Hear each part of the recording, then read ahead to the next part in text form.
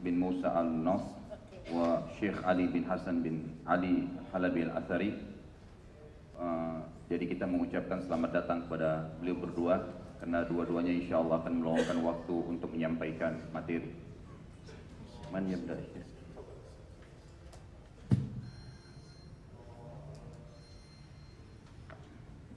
إن الحمد لله نحمده ونستعينه ونستغفره، نعوذ بالله من شرور أنفسنا وسيئات أعمالنا، من يهده الله فلا مضل له ومن يضلل فلا هادي له، وأشهد أن لا إله إلا الله وحده لا شريك له، وأشهد أن محمدا عبده ورسوله. أما بعد، فأيها الأحبة أيها الإخوة، نحن نعيش نفحات رمضان، نستقبل ضيفا عزيزا ووافدا غاليا لا يفد إلينا إلا مرة في العام، نزداد له شوقا، تشرئب أعناق المؤمنين لمراقبة هلاله، وتهفو قلوبهم لدخوله وحضوره.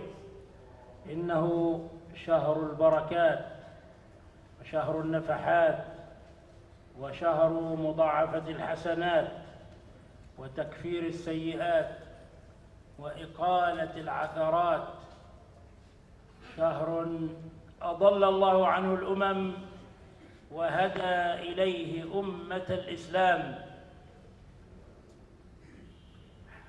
حري بنا أيها الإخوة أن نستعد لاستقباله، وأن نغتنم الفرص للجد والاجتهاد، صياما وقياما وإطعاما للطعام وتلاوة للقرآن وعكوفا على كتاب الله عز وجل، أداء للعمرة في رمضان، واعتكافا في أحد المساجد في مسجد الله الحرام أو في مسجد رسول الله صلى الله عليه وسلم، ودعوة إلى الله وتعليما وتعلما. Setelah tahmid dan salawat, beliau mengatakan kita akan memasuki dan menyambut nafas-nafasnya bulan Ramadan, di mana bulan ini bulan yang sangat ditunggu-tunggu oleh kaum muslimin, bulan di mana hanya datang setahun sekali untuk kita, dan setiap jiwa yang beriman pasti akan merindukan kehadiran bulan ini, bulan di mana setiap hati akan tunduk kepada Allah, setiap hati akan selalu merasa bertambah imannya, tercerah hati tersebut ya, dengan amal-amal soleh yang ada di dalamnya. Bulan di mana Allah melipat gandakan segala macam pahala dari ibadah yang dikerjakan. Juga Allah membersihkan seluruh dosa dengan datangnya bulan Ramadan. Bulan Ramadan adalah bulan di mana Allah memberikan petunjuk, atau Allah ya tidak memberikan petunjuk kepada umat-umat sebelum kita, dan Allah memberikan petunjuk untuk mendapatkan Ramadan bagi umat Muhammad SAW. Oleh karena itu, kita tidak boleh menyia-nyiakan kesempatan untuk memperbanyak ibadah di bulan Ramadan ini, baik itu dengan memberikan makan, membuka puasakan orang, membaca Al-Quran, umrah di bulan Ramadan, dan juga kita beriktikaf di masjid-masjid, terutama bagi yang mampu, mereka beriktikaf di Masjid Haram Mekah dan juga Masjid Nabawi di Madinah. إنه من أعظم مواسم الخيرات يتعرض فيه المؤمن لنفحات الله، كما ثبت في الحديث: إن لله في أيام دهركم نفحات فتعرضوا لها، أضل الله عنه الأمم وهدى إليه أمة الإسلام. قال الله تعالى: شهر رمضان الذي أنزل فيه القرآن هدى للناس وبينات من الهدى والفرقان. ولو ليس له فضل إلا أن الله أنزل القرآن فيه لكفى. Allah memberikan kesempatan-kesempatan yang sangat banyak untuk melipat gandakan pahala. Yang banyak sekali umat-umat sebelum kita tidak mendapatkannya, yang banyak umat-umat terdahulu tidak mendapatkannya, dan Allah membukakan itu pada umat ini. Bulan Ramadan cukuplah di mana Allah berfirman, Syahrul Ramadan alladzi unzila fihi al-Qur'an hudan lin-nasi wa bayyinatin minal huda wal furqan. Bahwasanya bulan Ramadan adalah bulan di mana Allah turunkan Al-Quran, dan beliau menitik beratkan kalau saja Ramadan hanya Allah turunkan Al-Quran itu sudah sangat luar biasa.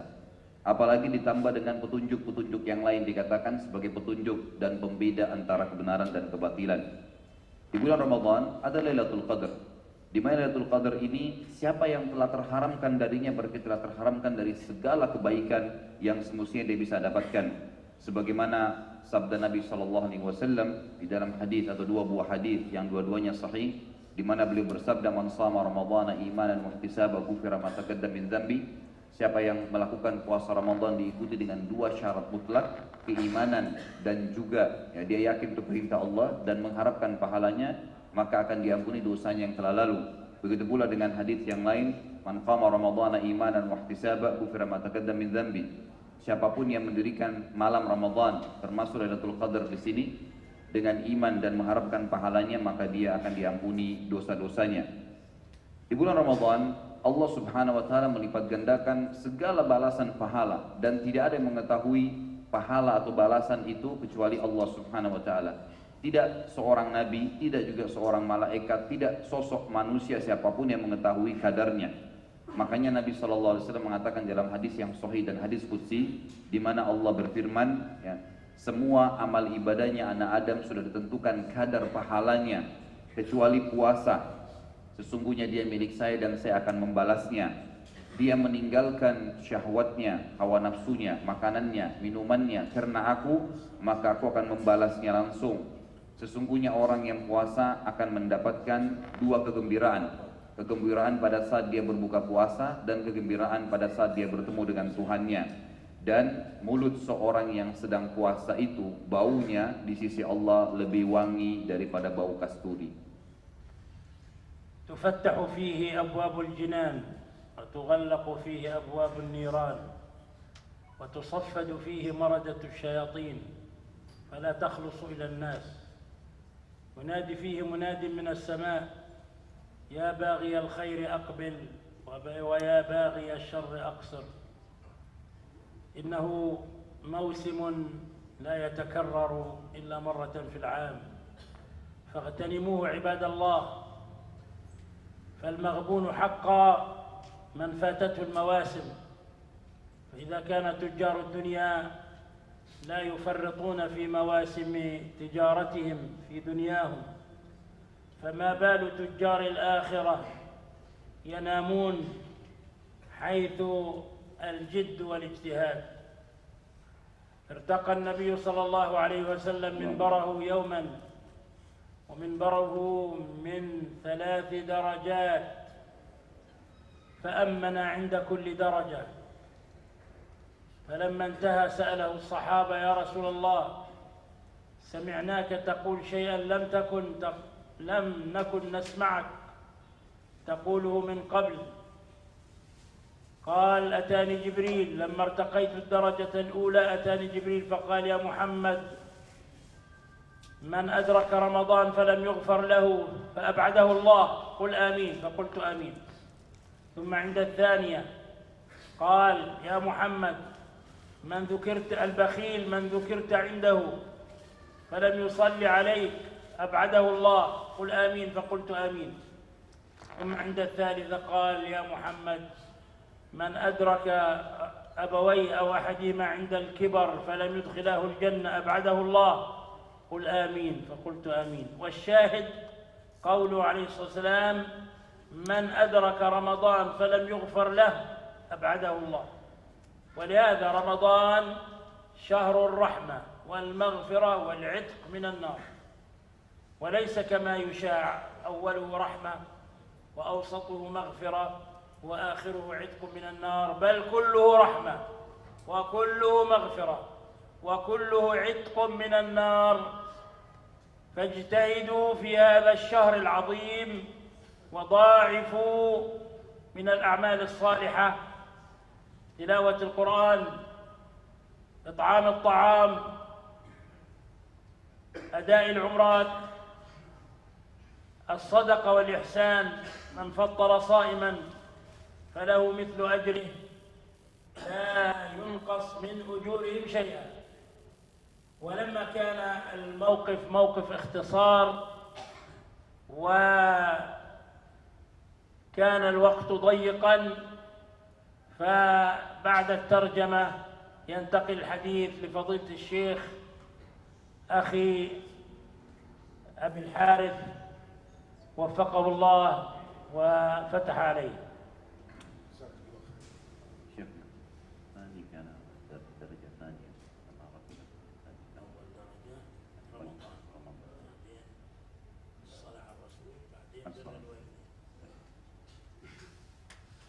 Beliau menerapkan bahwasanya di bulan Ramadan juga semua pintu-pintu surga dibuka, kedelapan-delapannya, dan semua pintu neraka yang tujuh semuanya ditutup oleh Allah Subhanahu wa taala.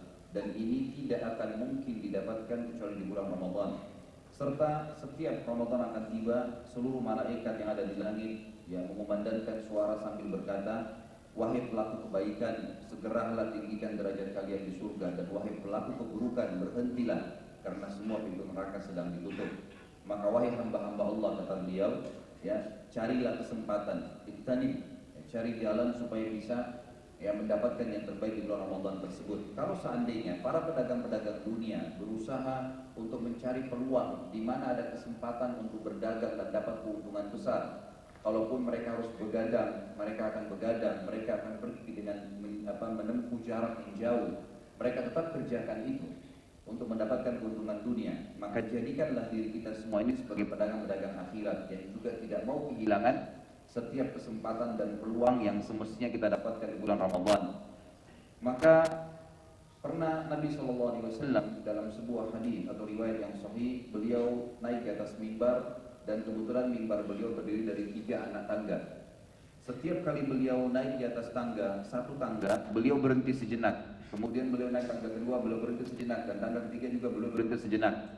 Lalu para sahabat sempat bertanya, ya Rasulullah, kami belum pernah melihat Anda melakukan gerakan tersebut. Ada apa sebenarnya? Lalu kata Nabi SAW, pada saat saya naik di tangga pertama tadi, Jibril sempat datang dan mengatakan kepadaku, wahai Muhammad, katakanlah amin terhadap orang yang mendapatkan Ramadan, kemudian dia belum diampuni oleh Allah, maka Allah menjauhkan dia dari rahmatnya. Maka aku pun berkata amin, atau semoga Allah menerima. Kemudian pada saat aku naik di tangga mimbar yang kedua, sempat Jibril juga berkata kepadaku, katakanlah bahwasanya Allah akan menghinakan seseorang di antara kalian atau di antara umatmu yang mendengarkan namamu disebutkan lalu tidak memberikan salat atau salam kepadamu. Katakanlah amin, maka aku mengatakan amin. Pada saat aku naik di tangga yang ketiga, maka malaikat Jibril pun berkata, katakanlah juga amin kepada seseorang yang sempat mendapatkan kedua orang tuanya dalam keadaan tua, kemudian tidak sempat dengan keberadaan keduanya dia diampuni oleh Allah Subhanahu wa taala. Dia tidak maksimalkan untuk berbakti dengan keduanya. Katakanlah amin, maka aku berkatakan amin. Ini yang sebenarnya ada dari hadis-hadis yang sahih. Sementara yang banyak tersebar di tengah-tengah masyarakat, seperti misalnya pembagian bulan Ramadan menjadi 3, adanya 10 pertama itu adalah rahmah, 10 kedua pengampunan, dan 10 ketiga adalah pembebasan dari api neraka, tidak benar. Karena ini memang tidak disebutkan dari Nabi SAW. Semuanya hari Ramadan dari hari pertama sampai terakhir semuanya penuh dengan rahmat, pengampunan, dan pembebasan dari api neraka. Maka semestinya setiap muslim memaksimalkan waktu dengan puasa, dengan sholatnya, dengan membaca Al-Quran, membuka puasakan orang lain, umroh di bulan Ramadan, dan semua ibadah-ibadah yang bisa dikejar maka dianjurkan untuk maksimal dikejar di bulan Ramadan. Lalu beliau berkata, karena melihat kondisi waktu maka beliau akan mengalihkan kepada sahabat beliau, Syekh Ali bin Hasan bin Ali Al-Halabi, dan kami persilahkan. Bismillahirrahmanirrahim. Alhamdulillah, wassalatu wassalamu ala rasulillah wa ala alihi wa sahbihi wa man walah wattaba'a hudah ila yawmi nalqah, amma ba'd. فجزى الله فضيلة الشيخ أبي أنس محمد موسى آل نصر على ما قدم من كلمات طيبات في فضائل هذا الشهر الكريم، شهر القرآن، شهر البر والإحسان، شهر العمل الصالح والإيمان.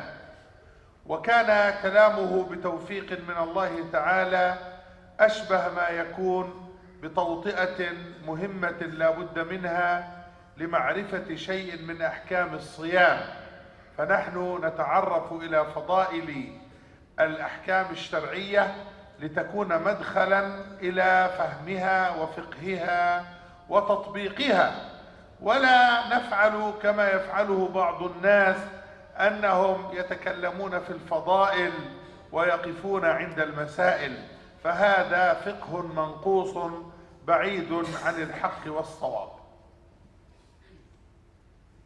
Beliau setelah tahmid dan salawat dan mengatakan bahwasanya semoga Allah memberikan balasan yang terbaik untuk Syekh Abu Anas tadi, Muhammad bin Musa Al-Nasr. Kemudian beliau mengatakan perkataan yang disampaikan tadi itu adalah perkataan yang telah diberikan taufik oleh Allah Subhanahu wa taala, karena memang beliau telah menjelaskan bulan Al-Quran, bulan yang penuh dengan rahmah, bulan yang penuh dengan ibadah, bulan yang penuh dengan segala kebaikan yang semestinya setiap muslim tidak menyia-nyiakannya. Tapi ada hal penting yang beliau ingin ditiberatkan. Kebanyakan orang menyebutkan tentang fadilah bulan Ramadan, tetapi mereka tidak berbicara tentang hal-hal yang berhubungan dengan hukum-hukum fikihnya. Oleh karena itu, kemungkinan beliau akan menjelaskan tentang masalah yang berhubungan dengan masalah fikihnya. ونحن نشير إلى بعض المسائل الفقهية التي يكثر السؤال عنها في هذا الشهر الكريم، لما في ذلك من فوائد مهمة تزيد طالب العلم ثباتا على ما هو عليه وتذكره بما قد يكون نسيه، وأما عامة المسلمين فتنفعهم فيما هم فيه من التفقه وطلب العلم، فالنبي صلى الله عليه وسلم يقول: من يرد الله به خيرا يفقهه في الدين. Beliau mengatakan yang kita akan ditiberatkan dalam masalah fikih adalah yang sering berputar pertanyaan kaum muslimin di antaranya. Tentu apa yang akan kita ditiberatkan nanti adalah akan mengingatkan kembali para penuntut ilmu terhadap apa yang mereka lupa, atau mungkin menambah informasi apa yang telah mereka miliki. Dan juga bagi umumnya kaum muslimin, mereka akan mendapatkan informasi yang tentu dibutuhkan dalam hal-hal penting berhubungan dengan masalah agama. Dan inilah sesuai dengan sabda Nabi SAW, "Man yuridillahu bihi khairan yufaqihuhu fid-din." Siapa yang Allah inginkan kebaikan baginya, pasti Allah akan berikan pemahaman terhadap agama. أما أول المسائل فهي مسألة النية للصائم. يسأل الكثيرون يقولون: كيف تكون النية لصيام شهر رمضان؟ فالنبي صلى الله عليه وسلم يقول: لا صيام لمن لم يبيت النية من الليل أو لم يعزم أو لم يفرض. عدة روايات والمعنى واحد. فالجواب الصواب أن يقال إن عزم المسلم إذا دخل الشهر أن يصومه فهذه هي النية الحاصلة له طيلة الشهر، إلا أن يقطعها بطارئ كمرض يمنعه من الصيام، فلا بد أن يجدد النية بعد شفائه من مرضه، أو كسفر يريد أن يأخذ فيه برخصة الله له، فإذا انتهى سفره لا بد أن يجدد النية. أما ما يفعله بعض الناس أو يتصورون من أنه لا بد في كل ليلة من استحضار النية ومن العزم، وبعضهم يقول: نويت أن أصوم الغد، هذا كله مما لا دليل عليه، وإنما قرينة العزم على الصيام للشهر كله دون انقطاع هذا كاف في تحقيق النية الشرعية. Beliau mengatakan bahwasanya masalah yang paling pertama atau yang pertama yang ingin diberatkan tentang masalah niat untuk para orang yang berpuasa.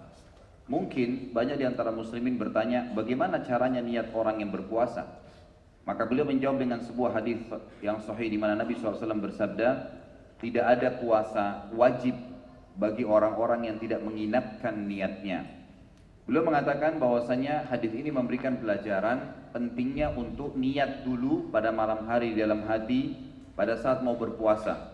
Dan yang paling sahih adalah niat-niat tersebut ya, niat tersebut cukup 1 kali untuk sebulan.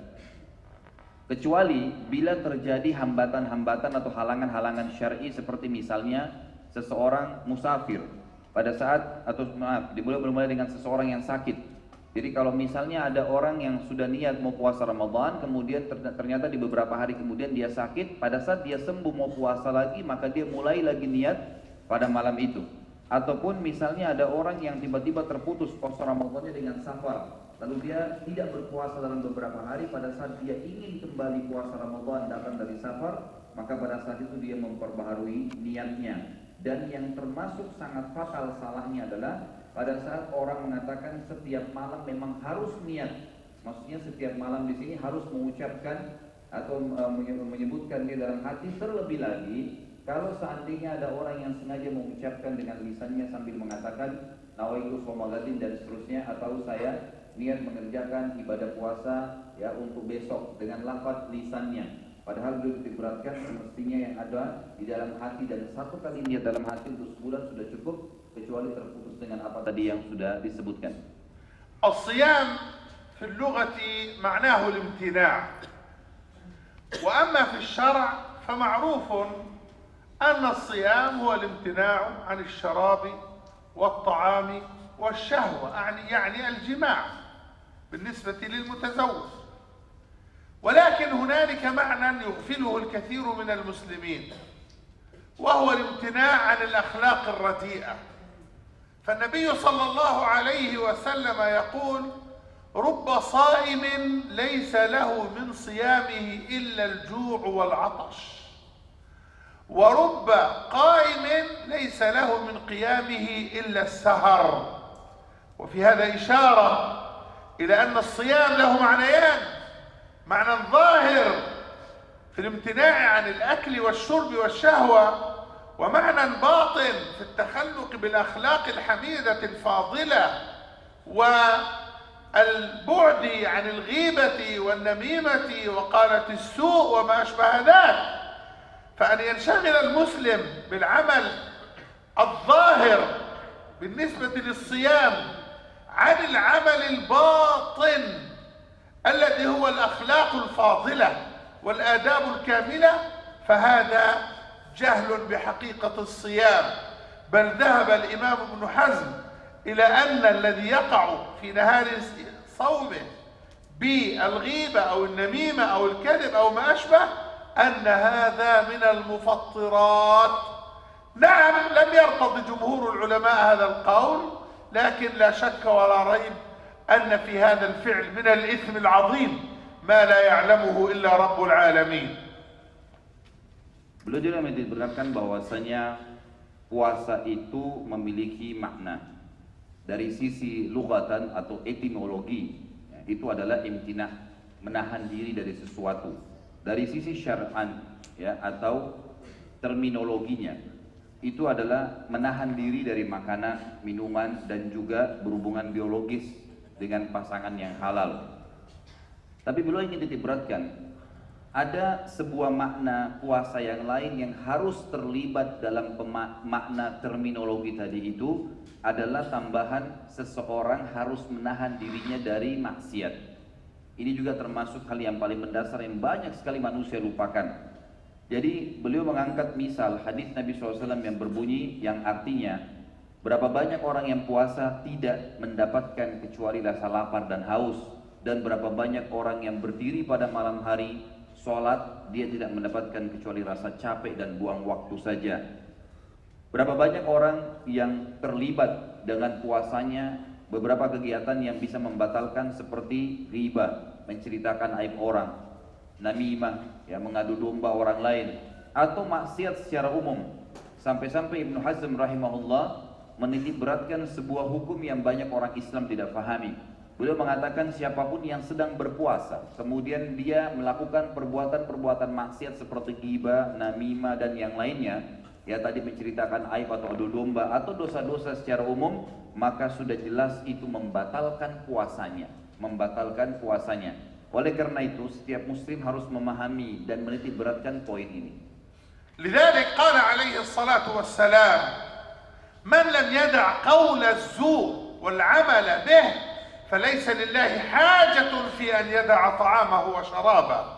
وقول الزور ها هنا ليس شهادة الزور كما قد يتوهمه بعض الناس، وإنما قول الزور هو كل قول آثم يخالف دين الله، يخالف سنة رسول الله عليه الصلاة والسلام، كالكذب والغيبة والنميمة وشهادة الزور وسوء الظن وغير ذلك من الأفعال التي ينبغي أن يتنبه لها المسلم، ليس فقط في رمضان بل في رمضان وفي غيره. لكن رمضان شهر المجاهدة وشهر الموعظة والتربية، فمن لم يتعظ بشهر رمضان في شهر رمضان بأحكامه وآدابه ونواهيه وزواجره فكأنه بعيد أن يتعظ في غيره من الشهور. Beliau juga menitikberatkan sabda Nabi SAW yang berbunyi, siapa yang tidak meninggalkan perkataan bohong dan dusta, maka tidak ada hajat bagi Allah untuk menilai rasa lapar dan hausnya. Di sini beliau mengatakan, sabda Nabi SAW yang mengatakan, man lam yada qaulaz zur, perkataan qaulaz zurnya, perkataan bohong di sini bukan yang dimaksud syahadat zur saja atau saksi, persaksian bohong, tapi semua perkataan yang bisa mengundang maksiat kepada Allah Subhanahu wa taala yang jelas-jelas ya bertolak belakang dengan sunnah Nabi sallallahu alaihi wasallam, dari riba, menceritakan aib tadi, kemudian adu domba, namimah, kemudian menyangka buruk, suudzon, ya, dan perbuatan-perbuatan yang lainnya. Semua itu termasuk dalam istilah qaulaz zur. Di Ramadan atau di luar Ramadan tetap harus dijauhi, apalagi di bulan Ramadan. Kemudian beliau mengatakan Ramadan adalah bulan yang semestinya seorang muslim belajar untuk mujahadah, untuk bisa melawan ya kesalahan-kesalahan atau maksiat yang semestinya dia bisa kerjakan di luar Ramadan, sehingga nanti tentu dia bisa mendapatkan manfaat setelah Ramadan selesai dari Ramadan itu sendiri. Juga beliau mengatakan memahami fikih-fikih seperti ini berhubungan dengan masalah puasa adalah hal yang paling mendasar. Karena siapapun yang tidak memahami hal-hal yang seperti ini dalam masalah puasa, maka sama saja dia hanya melalui Ramadan dengan sesuatu yang kosong, seakan-akan tidak mendapatkan sebuah manfaat yang semestinya dia dapatkan dari bulan Ramadan itu. ومن المسائل الفقهية المتعلقة بشهر رمضان مما له صلة بواقع هذه البلاد الكبيرة الشاسعة الواسعة موضوع الصيام في السفر. حكم الصيام بالنسبة للمسافر، فأرجح الأقوال أن الصيام في السفر رخصة من حيث الفطر وليس عزيمة، بمعنى أنه يجوز لك الفطر فإذا بقيت صائما لا مانع من ذلك. ومما تنضبط به هذه المسألة أن يقال ما كان أرفق بك فأنت أولى به. إذا كان الصوم لا يتعبك ولا يؤثر عليك في السفر، سواء كان السفر في الطائرة أم في الباخرة أم في القطار، هذا كله لا يهمنا، وما كان ربك نسيا. فإذا كان هذا لا يؤثر فيك فأولى أن تصوم، وإذا كان يؤثر فيك ويؤثر عليك ويضعفك فهذا نقول لك الأولى والأفضل أن تفطر. وحديث ليس من البر الصيام في السفر هذا سببه أن أحد الصحابة كان قد أغمي عليه وظلل عليه، جاء الصحابة والتفوا حوله وجعلوا عليه مظلة تقيه حر الشمس، فبلغ الخبر رسول الله صلى الله عليه وسلم قال ما هذا؟ قالوا رجل صائم في السفر، فقال ليس من البر الصيام في السفر، أي من كان على هذه الحال وصام وأداه صومه إلى هذا الضعف وهذا المرض فنقول له لا تفعل، الأفضل والأولى أن تفطر. لذلك صح أن الصحابة رضي الله عنهم كانوا يسافرون مع رسول الله صلى الله عليه وسلم في شهر رمضان، قال فمنا الصائم ومنا المفطر، فلا ينكر صائمنا على مفطرنا ولا ينكر مفطرنا على صائمنا. Beliau mengatakan di antara hukum fikih yang harus diperhatikan, terutama bagi kita di Indonesia, di negara yang sangat luas dan mayoritas penduduknya muslim ini, adalah hukum berpuasa pada saat musafir. Beliau mengatakan yang paling kuat pendapat berhubungan dengan masalah hukum puasa bagi musafir ini adalah dikatakan puasa di safar itu rukhsah, keringanan, ya. Boleh berpuasa dan boleh juga berbuka puasa. Beliau mengangkat sebuah statement yang disepakati oleh para ulama, maka ana arfaqu bika fahuwa aula bik. Siapa kira-kira atau apa kira-kira di antara keduanya lebih baik bagi kamu, lebih ringan, gitu kan, tidak membebankan, maka itu lebih pantas untuk kamu pilih, berbuka puasa atau tetap puasa. Baik itu menggunakan kapal laut, pesawat, kereta api atau apa saja, itu tidak penting.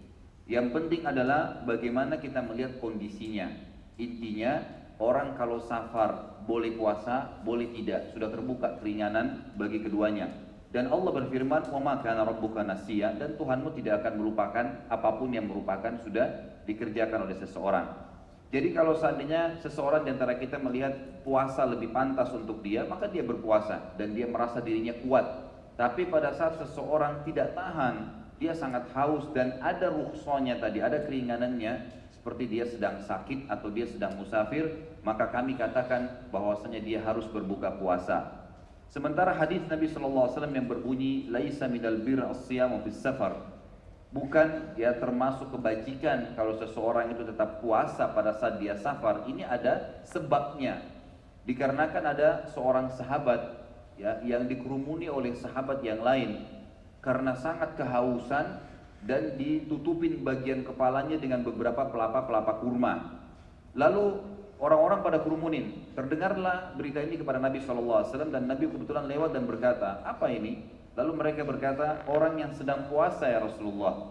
Maka Nabi SAW karena melihat keadaan sahabat tadi yang susah sekali, dia sangat kehausan dan pada saat itu sedang safar, maka beliau berkata, "Laisa minal bir as-siyamu fis safar." Bukanlah dari kebajikan itu tetap memaksakan diri puasa pada saat safar. Sementara ya pendapat yang menguatkan apa yang kita sampaikan tadi bahwasanya boleh puasa boleh tidak adalah hadis yang lain di mana beberapa sahabat memberikan kesaksian, kami pernah bersafar bersama Nabi SAW, maka ada di antara kami yang puasa, ada di antara kami yang tidak berpuasa. Yang berpuasa tidak menyalahkan orang yang berbuka dan yang berbuka tidak menyalahkan orang yang berpuasa. طبعا إخواني المسائل حقيقة كثيرة ومتنوعة، لكن أختم بمسألة ثم نفسح المجال لبعض الأسئلة من جهتكم حتى تعم الفائدة وحتى يعني يتحرك الجو كما يقولون. أما آخر مسألة أريد ذكرها وهي التنبيه على سنية تعجيل الفطر وتأخير السحور. فكثير من الناس يبكرون في السحور ويؤخرون الفطر بحجة أنهم يريدون تمكين الوقت. هذه حجة مخالفة للسنة، طالما أن الوقت قد دخل. النبي عليه الصلاة والسلام يقول: إذا أقبل الليل من ها هنا وأدبر النهار من ها هنا وغربت الشمس فقد أفطر الصائم، أي صار في حكم المفطر حتى لو لم يأكل. فهذا مما يتساهل فيه الكثيرون ولا يعرفون فضله ولا يعلمون هدي النبي عليه الصلاة والسلام فيه. فنحرص عليكم أيها الإخوة بتعجيل الفطر ما دام قد تيقنتم من غروب الشمس فعجلوا بها، ولا تفتحوا باب الوسوسة تحت عنوان الاحتياط، فهذا خلاف لسنة النبي صلى الله عليه وسلم. أسأل الله تعالى لي ولكم التوفيق لكل الخير والهدى، وأن يعيننا على استقبال رمضان بالصيام والقيام وإخلاص العمل لرب الأنام بالظاهر والباطن، إنه سبحانه على كل شيء قدير. وآخر دعوانا الحمد لله رب العالمين. Beliau mengatakan bahwasanya masalah yang mesti dibahas dalam masalah puasa ini sangat banyak. Dan sebenarnya beliau mengatakan saya lebih terfikir, ya kurang lebih begitu terjemahannya, saya lebih terfikir untuk membuka ya tanya jawab, karena itu mungkin lebih membuka atau mencairkan suasana di antara kita, dan akhirnya lebih ketahuan kira-kira permasalahan apa yang sedang dihadapi oleh yang hadir sekalian. Tapi beliau ingin diberatkan poin ketiga atau masalah fikih yang ketiga tentang sunnahnya menerlambatkan sahur dan menyegerakan buka puasa. Banyak orang yang melanggar sunnah ini.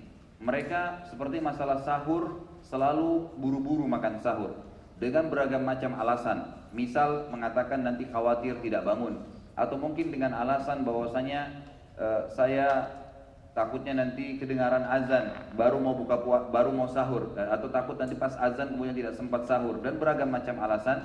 Ini beliau mengatakan sebenarnya tidak bisa dijadikan pegangan, karena memang tuntunan Nabi SAW adalah harus menerlambatkan sahur dan juga menyegerakan buka puasa. Di antara contoh juga hadis Nabi SAW yang disebutkan tentang masalah buka puasa, beliau pernah memberikan isyarat ke beberapa sahabat pada saat itu. Kebetulan sudah mulai malam kelihatan dan awan merah kelihatan. Beliau mengatakan, kalau sudah terbenam matahari di arah sini, ditunjuklah arah terbenamnya matahari, dan sudah kelihatan malam di sekitar kalian, maka berarti orang yang puasa sudah harus berbuka puasa. Oleh karena itu sangat dianjurkan setiap muslim agar menyelamatkan sahurnya dan tetap mengerjakan sahur, karena itu sunnah Nabi SAW. Kemudian juga mereka menyegerakan buka puasa pada saat berbuka puasa, begitu dengar azan langsung buka puasa, karena termasuk sunnah Nabi SAW. Dan termasuk sesuatu yang sangat salah adalah banyak orang yang mengambil ihtiyat cadangan, seakan-akan khawatir nanti belum masuk maghrib misalnya, padahal sebenarnya sudah jelas maghrib sudah masuk, karena ragu sengaja dia terlambatkan, atau mungkin ada kegiatan-kegiatan yang dia kerjakan sehingga membuat dia terlambat buka puasa. Ini semua termasuk melanggar sunnah Nabi SAW. Maka beliau mengatakan, mudah-mudahan Allah Subhanahu Wa Taala menyampaikan kita di bulan Ramadan ini dengan kesehatan, kekuatan, semuanya diberkahi dengan ibadah kepada Allah Subhanahu Wa Taala, dipenuhi dengan apapun yang Allah perintahkan sehingga kita bisa amalkan. Silakan kalau mau naftah soal ini. Tolong ikhwah kerjasamanya ditulis ya.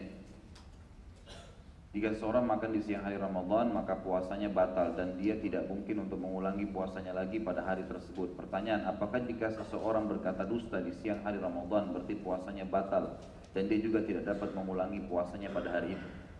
Soal ya Syekh, anna idza aftara wahid syakhs aftara fi Ramadan butila shaum. Lakin idza wahid akala fi Ramadan بطل الصوم بطل الصوم.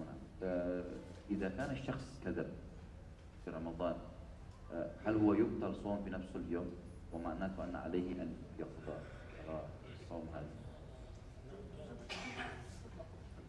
فضيلة الشيخ أجاب عن هذا السؤال، قال هذا مذهب ابن حزم، وابن حزم يعني عالم ولكن له انفرادات خالفت كثير من العلماء. يعني جمهور أهل العلم إن استحل إنسان الكذب لا شك يبطل إيمانه الذي هو أهم من صيامه، لكن إن كذب أو اغتاب أو كذا فالراجح والصحيح أنه ينقص صيامه وينقص أجره، لكن لا يبطل، لأن لا يبطل العمل الصالح إلا الكفر والشرك واستحلال ما حرم الله. Jadi beliau menjawab, tentu tadi yang disampaikan oleh Syekh Ali berhubungan dengan pendapat Ibnu Hazm rahimahullah, salah satu ulama tentu yang ada di Spanyol dulunya ya. Beliau memberikan pendapat tentang batalnya puasa orang yang bermain tadi atau sengaja berbohong mempermainkan kata-kata bohongnya. Ini pendapat beliau secara pribadi. Jadi kalau dalam Ibnu Hazm berarti sarannya termasuk harus membayar puasanya. Tapi ini pendapat dan beliau mengatakan yang lebih kuat pendapat sebenarnya menggabungkan semua. Kalau seseorang sengaja menghalalkan kebohongan itu sudah kufur, gitu kan? Sudah sampai keluar dari agama Islam.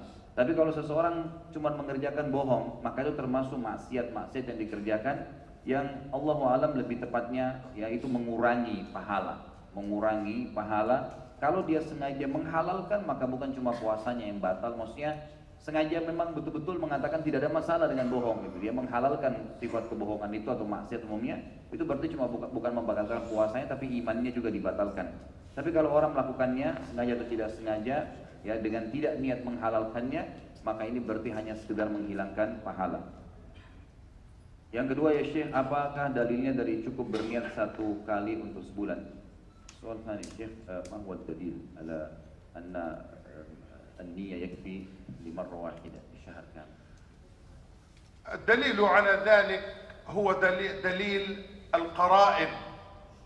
هل هنالك مسلم ينوي أن يصوم يوما واحدا ليجدد النية بعد ذلك بيوم آخر، أم أنه ما دام في قوة وفي عافية ومقيما غير مسافر نيته مستمرة بقرائن الحال في القيام للسحور في تهيئة النفس إلى الصيام؟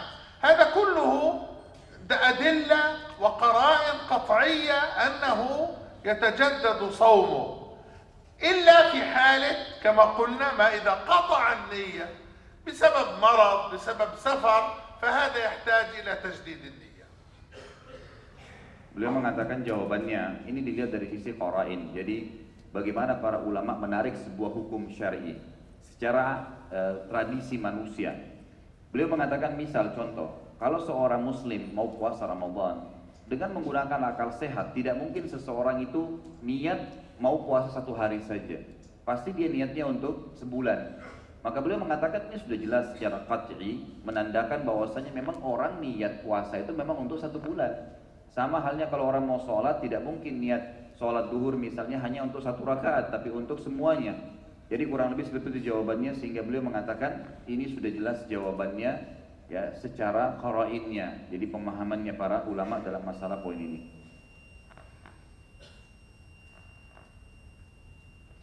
Soal bil Arabi. Kaifa yasumul muslim alladhi Kaifa yasumul muslim alladhi yaskun fi biladil alladhi naharum atwal min layli. Pertanyaan selanjutnya ini, bagaimana seorang muslim, tapi dalam bahasa Arab ditulisnya, bagaimana seorang muslim berpuasa di sebuah negara yang siangnya lebih panjang dari malamnya? Kaifa yasum muslim fi balad naharu atwal min layli? يصوم كما يصوم أهل ذاك البلد وأجره زائد إن شاء الله، له أجر زائد. أما إذا كان في بلاد النهار يمتد طويلا أو أياما أو شهورا فهذا كما قال عليه الصلاة والسلام في حديث الدجال اقدروا له قدره. أما اليوم العادي أحيانا في الشتاء يطول الليل ويقل النهار، وفي الصيف العكس. وهذه تقلب الأحوال أصلا ابتلاء من الله، والله عز وجل يأجر الناس. تارة يأتي رمضان في حر شديد وتارة يأتي في غير ذلك، وكل ذلك له أجر إن شاء الله تعالى. Jawabannya adalah beliau mengatakan dia berpuasa sesuai dengan keadaan atau sesama dengan kaum muslimin di negara itu. Jadi nggak ada masalah, ikuti saja kaum muslimin. Dan kalau waktunya lebih lama berarti pahalanya lebih banyak. Ya, jadi tidak perlu khawatir tentang masalah itu. Kecuali beliau mengatakan dalam satu keadaan seperti tentang kasus hadis berhubungan dengan Dajjal, di mana Nabi SAW mengatakan dalam hadis yang panjang, Dajjal akan keluar dalam hitungan 40 hari. Hari pertamanya seperti sebulan, seperti setahun, hari keduanya seperti sebulan, hari ketiganya seperti sepekan, sisa harinya seperti hari-hari kalian. Maka ini kata Nabi SAW, falyaqdiru lahu qadra, maka dia harus menghitung sesuai dengan waktu pada zaman itu. Tapi ini ya sangat jauh, ya artinya belum dialamin. Ya nanti sesuai dengan kasuistik yang ada pada saat itu. Kalau seorang muslim, ya mungkin dia pada saat sedang berada di sebuah negara dan negara itu memang sudah sunnatullah, ya kadang-kadang panasnya lebih panjang, kadang-kadang dinginnya lebih panjang dan seterusnya, gitu kan. Dan ada juga negara yang sifatnya memang ya teratur, ya dalam arti kata seperti Indonesia mungkin lebih teratur, maka diikuti keadaan negara itu saja. Afwan, ini bagaimana? Sudah waktu azan? Ya Syekh, sudah kalau waktu.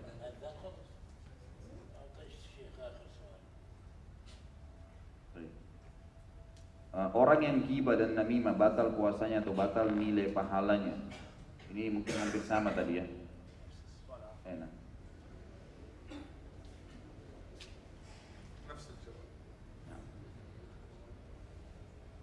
Saya mencintai kalian karena Allah, doakan kami agar bisa memanfaatkan Ramadan dengan sempurna. Doakan bagi saudara kami yang sakit agar disembuhkan Allah. Pertanyaan, adakah syariat puasa setengah hari bagi orang sakit? Ada soal ya Syekh, yaqul nahnu nuhibbukum fillah wa ad'u Allah lana an nasum Ramadan bikamili wa yushfa mardana fi hadha albalad. Wa huwa yaqul soal, hal hunaka shaum nisfu yawm? نعم هناك صوم نصف يوم وهو لتدريب الأطفال دون سن البلوغ. Beliau mengatakan ada puasa setengah hari, tapi untuk melatih anak kecil. Jadi kalau masih mau ikutan seperti anak kecil maka boleh, gitu kan? Syekh marah itu malah. Mustamir bil asila.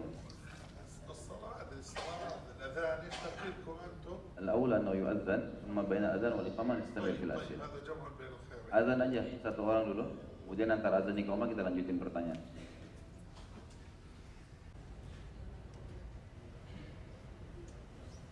Pertanyaan selanjutnya adalah bagaimana kita memulai puasa dan hari raya. Ini 3 pertanyaan hampir sama. Bagaimana penentuan awal Ramadan dengan cara hisab yang dilakukan oleh sebagian ormas di Indonesia, apakah termasuk bid'ah? Dan yang ketiga, bagaimana menyikapi perbedaan antara yang ada di Indonesia dalam penetapan masuknya bulan Ramadan? Apakah boleh mengikuti penetapan awal Ramadan dari pemerintah? Hadza as'ila Syekh kulluha mutaqaribah atau hal alaina نثابت الرؤية مع الحكومة. هذا السؤال الأول. السؤال الثاني كيف نثبت وهنا متعلق في هناك أحد الجمعيات في إندونيسيا يقومون بالحساب وليس بالرؤية، فما رأيكم بهذا؟ الأصل اتباع الوزارة المسؤولة عن الشؤون الدينية كوزارات الأوقاف، وهي مؤتمنة على ذلك. وكما في الحديث صومكم يوم تصومون وفطركم يوم تفطرون. فلو إنسان رأى الهلال بعينه ولم تعتمد الدولة رؤيته، إنما صامت برؤيتها أو بإثباتها، فهو يمسك معهم، يصوم معهم يعني. وهذا في تثبيت وإقرار للجماعة وطاعة ولي الأمر وطاعة الجهات المسؤولة عن هذا الشأن. كان النبي عليه الصلاة والسلام يقبل شهادة الواحد العدل في إثبات هلال رمضان، وشهادة 2 في إثبات هلال شوال. كان الرسول عليه الصلاة والسلام ولي أمر، لكن واحد بنفسه، كل واحد رأى أو رأى رمش عينه فظنه هلال وراح صام لوحده، ما ينبغي ذلك. وهذا في الحقيقة كما ينبغي ألا يصوم بصيام بلد أخرى، وإنما يصوم مع بلده، مع أهل بلده. وهذا بلد الحمد لله بلد مسلم وأكبر بلد إسلامي، وفي من أهل العلم وأهل الفضل وأهل الخير ما يحرصون على تحري الأهلة وتحري الصيام والإفطار. فينبغي أن نكون مع أهل بلدنا. نحن نتمنى أن ندرك اليوم الذي يصوم المسلمون كلهم في وقت واحد، ويعيدون في وقت واحد، يوحدون شعائرهم ومشاعرهم. نتمنى أن نرى هذا اليوم، ولكن واتقوا الله ما استطعتم. Beliau menjawab bahwasanya semestinya harus mengikuti sunnah, dan sunnah Nabi SAW adalah dengan melihat bulan, ya bukan malah dengan menghisapnya. Sebagaimana beliau mengangkat hadis Nabi SAW, puasa kalian adalah pada hari kalian semuanya ramai-ramai puasa karena melihat bulan, dan berbukanya kalian untuk Lebaran Idul Fitri pada saat kalian semua ramai-ramai berbuka puasa, ya artinya mau Lebaran karena melihat bulan juga. Tentu dengan mengikuti ya negara yang besar seperti ini dan pemerintahan yang sudah ada serta sudah ada ditunjuk ya Kementerian Agama. Kalau mungkin kita di Indonesia juga ini ada MUI yang sudah diterima pendapatnya oleh pemerintah setempat, ya pemerintah kita maksudnya, itu sudah harus ditaati, dipatuhi, karena itu masuk dalam berpegang pada ketaatan kepada pemerintah dan juga iqrarul jamaah untuk bisa menyatukan ya kaum muslimin dalam satu pendapat. Nabi SAW ya, memang pernah menerima kesaksian satu orang sahabat untuk Ramadan dan juga pernah menerima 2 kesaksian sahabat untuk lebaran di bulan Syawal. Tapi posisi Nabi SAW adalah sebagai raja atau sebagai pemerintah pada saat itu, gitu kan?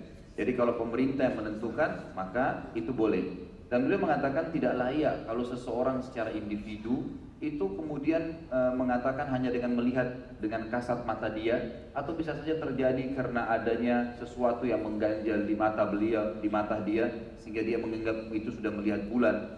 Ya, kemudian dia hanya langsung mengambil keputusan tanpa ada ya penentuan atau keputusan dari pemerintah, maka ini bertolak belakang dengan ya sunnah Nabi SAW, dan ini akhirnya bisa melahirkan perpecahan. Maka yang lebih pantas adalah kita harus mendahulukan persatuan. جزا الله فضيلة الشيخ خيرا على هذا الجواب الطيب، لكن لي استفسار أرجو أن يجيبني عنه الإخوة حتى يعني يكون جواب فضيلته موافقا للواقع كما هو الظن إن شاء الله. هل أكثر المسلمين في هذه البلاد يصومون مع قرار وزارة الشؤون الدينية أم أن الواقع غير ذلك؟ الذي يعرف الجواب يجيبون. أكثر المسلمين يصومون مع الحكومة. إذا كان كذلك فيعني هذا هو الجواب الصواب. جزا الله خيرا فضيلة الشيخ على ذلك. Beliau sempat titik beratkan pertanyaan yang dia mau tanya kita semua, tapi tadi saya ringkas untuk menjawabnya. Beliau mengatakan apakah memang seluruh muslimin berpuasa mayoritasnya di Indonesia dengan keputusan pemerintah atau MUI tadi atau Departemen Agama atau tidak gitu.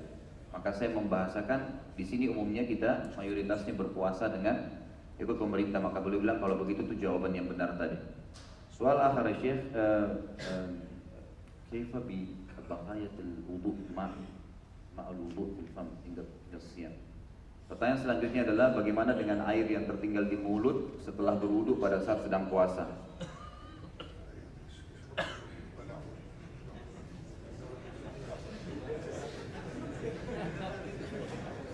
يقول الرسول عليه الصلاة والسلام وبالغ في الاستنشاق إلا أن تكون صائما، والاستنشاق المقصود به الاستنشاق والمضمضة معا، لأن أغلب حال النبي صلى الله عليه وسلم أنه كان يتمضمض ويستنشق معا.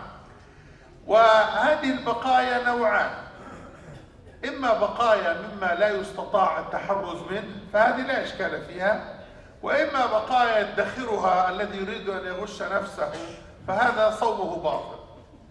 نعم. Jadi beliau bilang sebenarnya ada sabda Nabi SAW yang berbunyi maksimalkanlah pada saat kalian istinsyak. Istinsyak itu menghirup air ke hidung. Dan beliau mengatakan ini sebenarnya masuk bersamaan dengan madmadah, dengan kumur-kumur. Sehingga kalau yang dimaksud kena wudu itu disunnahkan memasukkan air di mulut dan hidung, berarti pada saat ditekankan istinsyaknya maka madmadahnya juga masuk. Hidung berarti dengan ini. Dan ini kata Nabi SAW boleh dilakukan pada saat kalian tidak puasa. Berarti kalau puasa malah kita dianjurkan untuk tidak maksimal, gitu kan? Nah beliau mengatakan di sini kalau misal pun ada air yang tertinggal di sisa wudu tadi di mulut, dilihat keadaannya. Kalau memang itu sesuatu yang tidak bisa lagi memang dihindari, apa boleh buat? Kita kumur-kumur kemudian sudah dibuang semua maksimal, tapi masih basah mulutnya menghilangkan keringnya, maka ini tidak ada masalah. Tapi kalau ada orang yang sengaja mau menipu dirinya sendiri, gitu kan? Tadi dia sengaja mau menipu dirinya sendiri, artinya memang dia mau berbuka puasa atau dia merekayasa keadaan supaya memang ada air masuk ke tenggorokan, jelas batal puasanya. Soal akhir Syekh, hadi muta'alliq bi al-mar'a alladhi tahmal atau tata' fi Ramadan, ma ra'aykum hal taqdi as-sawm atau fidyah? Lahza Syekh, afwan. Jadi di sini ada 3 pertanyaan yang hampir sama. Bagaimana dengan kurang lebih ya perempuan yang menyusui dan melahirkan, apakah harus mengganti puasa atau fidyah?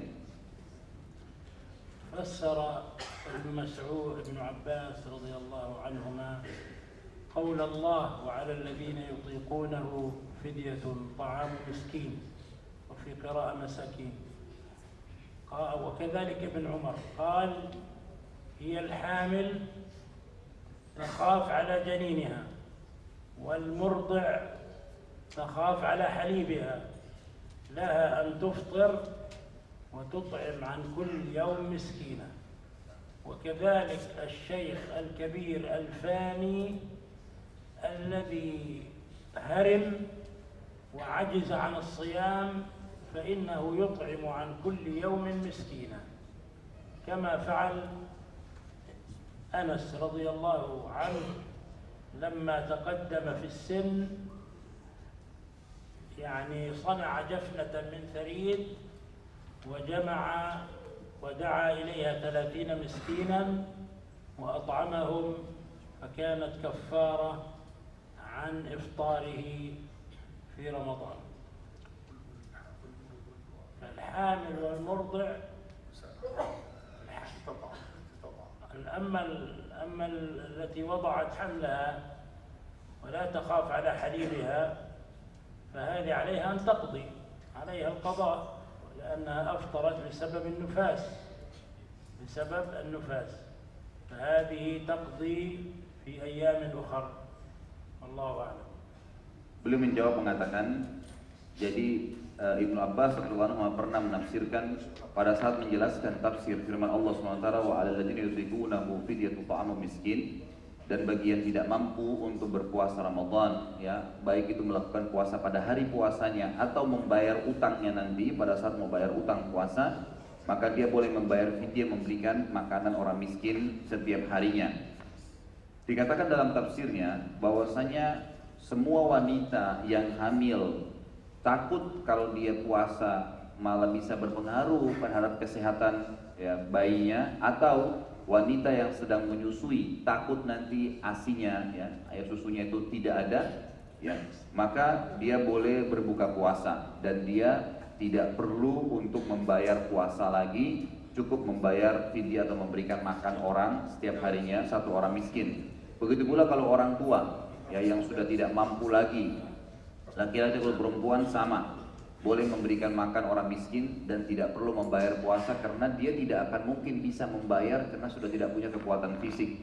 Sebagaimana terjadi pada sahabat Anas radhiyallahu anhu, beliau pada saat sudah sangat tua dan tidak mampu lagi puasa Ramadan, beliau mengumpulkan ya makanan-makanan pokok beliau di sebuah karung kecil, kemudian beliau memberikan makan sampai 30 orang. Sampai 30 orang maksudnya setiap hari satu orang, berarti 30 orang, berarti 1 bulan penuh beliau tidak berpuasa. Sementara wanita yang tidak takut ya, artinya dia ini khusus untuk yang menyusui ya, tadi itu yang hamil. Kalau yang menyusui beliau mengatakan tergantung kondisi. Kalau kondisi fisiknya dia jadi tidak disamaratakan. Kalau kondisi fisiknya orang yang sedang, ibu yang sedang menyusui tadi kuat, dia bisa sebenarnya untuk memberikan susu dan berpuasa, maka dia wajib berpuasa. Dan kalau dia batalkan berarti dia tidak berdosa, tapi dia wajib membayar nanti dengan puasa juga, tidak cukup dengan fidyah saja. Kecuali kalau memang betul-betul dia tidak bisa lagi, tidak mampu seperti yang sudah disebutkan sebelumnya. إخواني يعني نكتفي بهذا القدر. فضيلة الشيخ باقي للغد وممكن تستفيدوا منه، أنا مسافر الليلة، فنسألكم الدعاء ونستودعكم الله، ولهذا يعني أمامنا سفر، اعذرونا وألا نحب أن نجيب على كل الأسئلة، وبارك الله فيكم والسلام عليكم ورحمة الله وبركاته. Beliau mengatakan sebenarnya beliau berharap bisa menjawab semua pertanyaan, tapi karena keadaan dan waktu beliau harus berangkat malam ini dan masih ada Syekh Ali bersama kita beberapa hari, mungkin bisa mengambil istifadah dari beliau. Jadi yang belum sempat terjawab maka mohon dimaklumi. Baik. Beliau mengatakan jazakumullah khair sudah hadir dan mendengarkan. Subhanakallahumma bihamdika asyhadu an la ilaha illa anta astaghfiruka wa atubu ilaik. Assalamualaikum warahmatullahi wabarakatuh.